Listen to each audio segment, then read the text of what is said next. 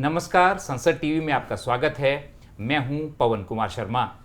इस बार Tokyo Paralympic में भारत ने इतिहास रच दिया है।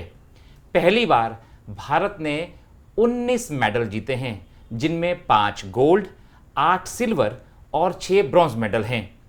ऐसे ही जो पदक विजेता हैं उनमें से एक हमारे साथ इस वक्त मौजूद हैं। उनका नाम है सुंदर गुर्जर। सुंदर गुर्जर जी, आपका संसद टीवी पर बहुत बहुत स्वागत है। बहुत बहुत थैंक यू सर। सुंदर गुर्जर जी, आप ओलंपिक्स में आपने ब्रॉन्ज मेडल जीता है इस बार, और राजस्थान के साथ ही आपने देश का नाम भी रोशन किया है। कैसी अनुभूति होती है जब तिरंगा ऊपर जाता है? बिल्कुल सर, आज मुझे ओलंपिक्स के अंदर पैरालंपिक्स के अंदर ब्रॉन्ज मेडल मिला है तो मुझे काफ़ी खुशी है। और जब इस बार अपने 2 मेडल एक ही इवेंट में अपने इंडिया के आए थे जेवलिन के अंदर, तो बहुत ही खुशी थी। और हमारी उम्मीद थी कि तीनों मेडल अपने इंडिया के ही आए, बट एक मिस हो गया था। और काफ़ी खुशी होती है जब अपना मेडल आता है इंडिया का, तो अपने आप को इंडिया रिप्रेजेंट करते हैं और तिरंगा जब ऊपर जाता है तो काफ़ी गौरवान्वित महसूस करते हैं। इस बार हमने देखा कि प्रधानमंत्री ने पहले भी जब दल गया था टोक्यो तो उत्साहवर्धन किया है, और उसके बाद भी जब जिन्होंने भी पदक जीते हैं हमारे देश के लिए, जो भी पैरालंपिक्स से हमारे ओलंपियन रहे हैं या पहले ओलंपिक हुए, उसकी बात हो चाहे ये पैरालंपिक्स की बात हो, तो प्रधानमंत्री आगे बढ़कर इस बार खिलाड़ियों के साथ हैं। आपको कैसा लगता है जब देश का प्रधानमंत्री आपका उत्साहवर्धन करता है? बिल्कुल सर, जब अपने प्राइम मिनिस्टर साहब बात करते हैं तो कि ओलंपिक से पहले भी उन्होंने फ़ोन पे बातें करके अपना उत्साहवर्धन किया था, उसके बाद में मेडल जीतने के बाद भी उन्होंने कॉल करके वो खुशी जाहिर की थी, और अब मेडल आने के बाद भी उन्होंने अपने आप को 9 तारीख को बुलाया सारे खिलाड़ियों को। तो ये अपने आप में बड़ा गौरव का विषय होता है कि हमें बहुत खुशी होती है कि अपने प्राइम मिनिस्टर साहब हमारे पीछे से सपोर्ट कर रहे हैं। तो इसका आपको ये देखने को मिलेगा कि आज तक हिस्ट्री के अंदर 2016 तक अपने पैरालंपिक्स के अंदर टोटल 12 मेडल थे, और 2020 ओलंपिक हुआ है इसके अंदर हमारे 19 मेडल आए। तो कहीं ना कहीं इतनी बढ़ोतरी हुई है कि बहुत ज़्यादा मेडल आए, और इसमें सबसे ज़्यादा अपने प्राइम मिनिस्टर साहब का हाथ है, जो अपना प्रति सबको सपोर्ट कर रहे हैं, और साई का भी पूरा सपोर्ट रहा है इसके अंदर। सुंदर जी, एक खिलाड़ी का संघर्ष रहता है, वर्षों का संघर्ष रहता है, वर्षों प्रैक्टिस करनी पड़ती है, तब ये दिन सामने आता है जो मेडल आपके गले में है, वो आपके गले में शोभायमान हो रहा है। आपको गर्व भी उसके ऊपर होता है, एक भारतीय होने पर भी और एक खिलाड़ी होने पर भी। कैसा संघर्ष रहा सुंदर गुर्जर का? बिल्कुल सर, इसमें काफ़ी संघर्ष करना पड़ता है, और मैं 2009 से स्पोर्ट्स कर रहा हूँ। मैं 2009 में पहले शॉट पुट करता था, तो अपने कोच साहब हैं श्री महावीर सैनी जी, उन्होंने शॉट पुट मेरा देखा और उन्होंने बोला कि इस शॉट पुट के अंदर आपका लंबा कैरियर नहीं है, तो आप जेवलिन स्टार्ट कीजिए। तो मैं जेवलिन स्टार्ट किया, और वो जेवलिन आज में 2021 हो गया, जिसमें मेरा पैरालंपिक्स में मेडल आया है। तो इसमें संघर्ष इतना था कि मैं 2016 का रियो ओलंपिक भी मैं खेला था, तो रियो ओलंपिक में 52 सेकंड लेट हो गया था कॉल रूम में, तो जिसके अंदर मैं डिस्क्वालीफाई हो गया था। तो मुझे काफ़ी दुख हुआ था, क्योंकि उस टाइम में वर्ल्ड में नंबर 1 रैंकिंग पे था। 63 मीटर 59 58 पर मेडल गए थे, और मैं 68.42 का नेशनल रिकॉर्ड बना के गया था। तो काफ़ी डिस्टर्ब हो गया था, लेकिन वापस मेरे दोस्तों ने, मेरे कोच साहब ने मुझे वापस मोटिवेट किया, सपोर्ट किया। तो एक आज तक के लिए मैं 2017 में भी वर्ल्ड चैम्पियन बना, 2019 में भी वर्ल्ड चैम्पियन बना, 2018 एशियन गेम्स में मेडल आए, और 19 में अर्जुन अवार्ड मिला, और फाइनली आज मुझे ओलंपिक्स में ब्रॉन्ज मेडल मिला। लेकिन मैं यहाँ संतुष्ट नहीं हूँ, क्योंकि मैं ओलंपिक्स का गोल्ड मेडल के लिए गया था। तो कहीं ना कहीं कोई कमी रह गई, तो वो क्या कमी रही है वो कोच साहब से बात करके फिर से 2024 पेरिस ओलंपिक्स के लिए तैयारी करूँगा, और उसकी कमी वहाँ पूरी करने की कोशिश करूँगा। तो ये तो खेल की बात आपने की, जो अभी एक खेल में आपने इतनी प्रैक्टिस करी और फिर आपने ये उपलब्धि हासिल की है। परिवार का साथ कैसा मिला, और आप कहाँ के हैं मूलतः, कैसा संघर्ष शुरू किया, कहाँ से स्टार्ट किया था आपने? बिल्कुल, परिवार सर मेरा राजस्थान के करौली डिस्ट्रिक्ट का मैं रहने वाला हूँ, और वहाँ पर क्या है कि पहले मैं पढ़ाई में कमज़ोर था, 10वीं में फेल हो गया था। लेकिन उस टाइम 2008 के बीजिंग ओलंपिक चल रहे थे, तो उस टाइम सुशील कुमार और विजेंदर सिंह बॉक्सर इनके मेडल आए थे, तो उनको गवर्नमेंट ने जॉब दी थी। तो मैंने सोचा कि पढ़ाई में तो नौकरी लगेगी नहीं, तो मैं खेल कर लेता हूँ। तो उस टाइम मैंने गेम स्टार्ट किया था। हमारे गांव के पीटीआई जी थे, वो मेरे को स्कूली नेशनल खिलाने लेके गए थे, तो वहाँ मेरा अंडर 14 में स्कूली नेशनल में मेडल आया था। तो मैं सोचा था कि खेल में सही होगा, उसके बाद में मैं जयपुर आ गया था, सवाई मान सिंह स्टेडियम। तो वहाँ पे अपने कोच साहब थे मावी सैनी जी, जो गवर्नमेंट के कोच थे। उनके संरक्षण में मैंने ट्रेनिंग स्टार्ट किया। फिर उन्होंने गेम चेंज करवा के जेवलिन स्टार्ट करवा दिया। इसमें घर वालों का भी काफ़ी सपोर्ट रहा है, लेकिन सबसे ज़्यादा जो सपोर्ट रहा है कोच साहब का रहा है।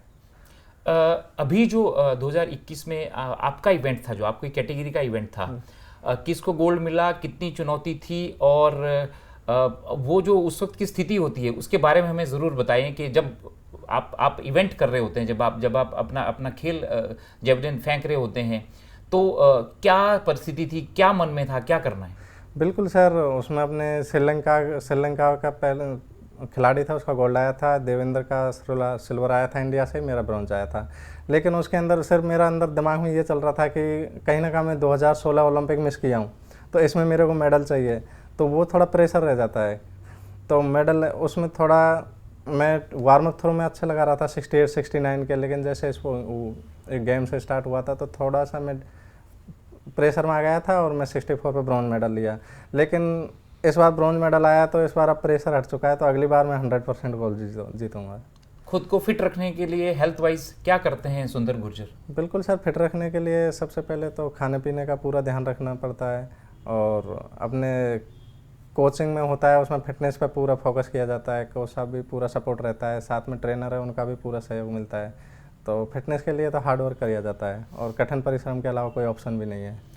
टोक्यो के बाद 2024 में लंदन में ओलंपिक्स होंगे, उसकी तैयारी कैसे होगी? सुंदर गुर्जर क्या करेंगे? क्या देश उम्मीद करे कि सुंदर गुर्जर अगली बार गोल्ड मेडल जीतेंगे? बिल्कुल सर, अभी ओलंपिक फिनिश हुआ है तो अभी 10-15 दिन 20 दिन तो थोड़ा परिवार से मिलूंगा, क्योंकि मैं घर पे गए हुए मेरे को साल भर हो गया, मैं मम्मी पापा से भी नहीं मिला हूँ, तो वहाँ जाऊँगा। और 2022 में Asian games, Commonwealth, world championship है, तो उनके सबसे पहले फोकस वो रहेंगे।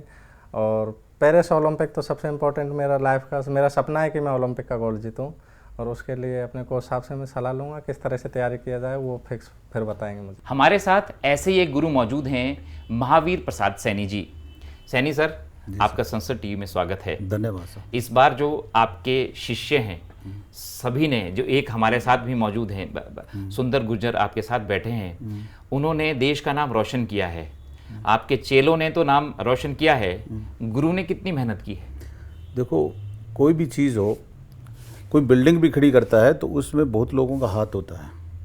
इसमें मेन हाथ गुरु अगर इस लेवल पे लाने के लिए बहुत मेहनत करनी पड़ती है। जैसे खिलाड़ी मेहनत करता है तो खिलाड़ी सुबह शाम प्रैक्टिस करता है, उसके जो 24 घंटे की एक्टिविटीज़ है वो कोच को ध्यान रखनी पड़ती है भी इसे क्या करना है, क्योंकि ओलंपिक में 200 कंट्री भाग लेती है और वहाँ ये इसके कई क्वालिफाई स्टैंडर्ड होते हैं। उसके क्वालिफाई स्टैंडर्ड के बाद में आदमी पहुँचता है, और आज ये मानिए कि इतने 200 कंट्री में सिर्फ 54 आदमी क्वालिफाई किया है, तो ये बहुत बड़े गर्व की बात है देश के लिए, हमारे लिए भी। हमारा स्टूडेंट एक ओलंपिक में और उसके बाद मेडल लेना, ये तो बहुत ही प्राउड फील हो रहा है।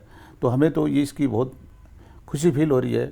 इस हम बता नहीं सकते कि हमने मतलब हम ये सोचते हैं कि हमने देश के लिए कुछ किया है, हमारा जीवन इस काम से सफल हो गया कि हमने देश के लिए काम आए हैं। जी सैनी साहब, इस बार जो खेलों के प्रति जो सरकार का, खुद प्रधानमंत्री का जो रोल रहा है उत्साहवर्धन का, और बाकी भी चीज़ें, बहुत सारी चीज़ें रहती हैं, खिलाड़ियों को जो सुविधाएं देनी चाहिए और जो देश में सुविधाएं होनी चाहिए, कहाँ पाते हैं आप? इस बार कैसा उत्साहवर्धन मिला, और आपको जो सुविधाएं मिलनी चाहिए खिलाड़ी को, उनका स्तर कैसा है हमारे देश में?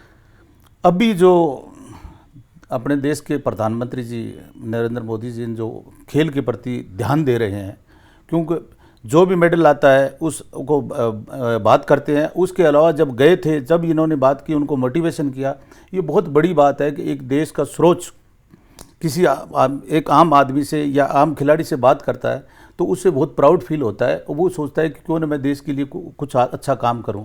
दूसरा क्या होता है कि दो ऐसी शख्सियत होती है, एक तो फौजी जवान होता है जो दूसरे देश में झंडा फहरा सकता है, एक खिलाड़ी है जो दूसरे देश में झंडा फहरा सकता है।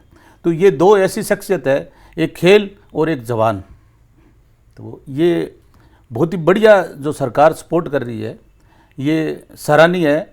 और अगर इसी तरह रहा तो आगे बहुत अच्छे रिजल्ट आने वाले हैं। एक समय था सैनी सर के देश में हॉकी में गोल्ड लाता था भारत, उसके बाद शूटिंग हुआ, उसके बाद बॉक्सिंग में इवेंट हुआ, और इस बार हमने खास तौर पे देखा कि जेवलिन थ्रो एक ऐसा इवेंट है जो उभर के सामने आया है, जिसमें भारत ने नीरज ने गोल्ड जीता है। पैरालंपिक में आपके जो शिष्य हैं उन लोगों ने अच्छा प्रदर्शन किया है।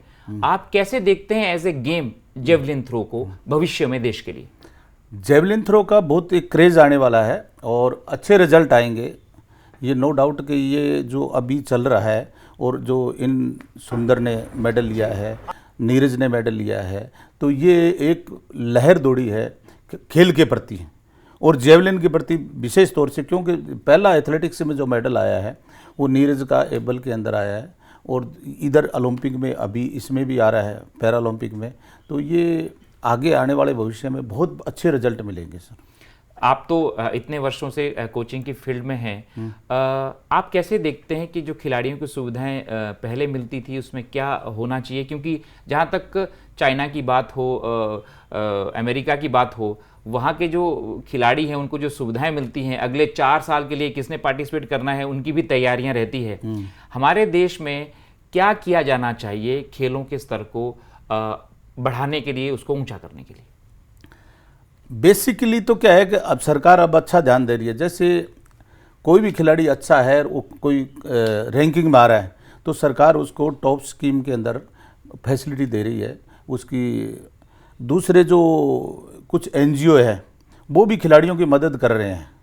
तो अब ऐसे तो नहीं कह सकते कि हमारे यहाँ कोई फैसिलिटी कम मिल रही है, और हमारे यहाँ पैसा भी खूब मिलता है। जब खिलाड़ी जीतता है तो उसको पैसे की भी तो बरसात होती है। तो अगर इसका बेसिकली जैसे खेल के प्रति ध्यान दिया जा रहा है तो ये आगे आने में रिजल्ट अच्छे मिलेंगे सर। इसमें आपने संसद टीवी से बात की, आपका बहुत बहुत धन्यवाद। तो जैसा कि महावीर प्रसाद सैनी जी कह रहे हैं कि देश में अगर खेलों का स्तर बढ़ाना है तो हमें जो बेसिक सुविधाएं हैं उनको भी उन्नत करना पड़ेगा, और इस दिशा में देश में लगातार परिवर्तन आ रहा है।